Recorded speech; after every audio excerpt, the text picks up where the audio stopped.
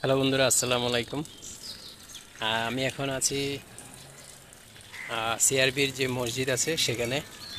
তো আজকে ভিডিওটা কী কারণে করছি সেটা আপনারা যদি পুরো ভিডিওটা দেখেন তাহলে বুঝতে পারবেন।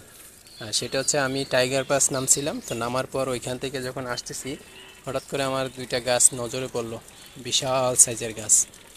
তো ওই গাছগুলোতে দেখি যে কিছু কাপড় লাগানো এবং সেখানে কিছু লেখা। সেই লেখাটা আমি টাইটেলে দিয়ে দিয়েছি, সেটা আপনারা পড়ে দেখতে পারেন।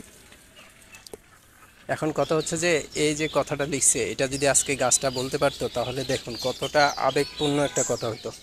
এখন এই গাছের পক্ষ থেকে দেখা যাচ্ছে ওই যে লেখাটার নিচে একটা সংগঠনের নাম সম্ভবত, তো ওরা এই কথাটা লিখে রাখছে। তো দেখুন, যারা পরিবেশবাদী বা পরিবেশ রক্ষার জন্য কাজ করে তারা এগিয়ে আসছে, কিন্তু আমরা সাধারণ জনগণরা এগিয়ে আসছি না। আমরা আমাদের মতোই চলছে।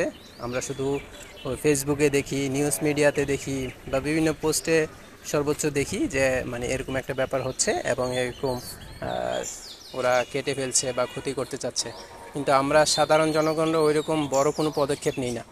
সব ক্ষেত্রে দেখি যে তার সাথে জড়িত যারা সংগঠন আছে, যেমন একটা নারীর কোনো সমস্যা হলো ওর নারীবাদী সংগঠনরা আসে না কেন, নারীরা যে নারীদের নিয়ে কাজ করে তারা কেন কাজ করে না কেন, আমরা আমাদের জায়গা থেকে কাজটা করতে পারি না?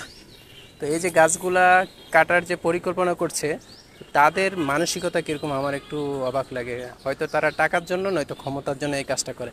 কারণ আজকে যদি তারা ওই দায়িত্বে না থাকতো যারা এই কাজটা করতেছে, হয়তো হ্যাঁ উপরের মহলে চাপে হয়তো কাজটা করতেছে, কিন্তু দেখা গেল যে হ্যাঁ তারা আজকে যদি ওই পদে না থাকতো তাহলে কি করতো তারা?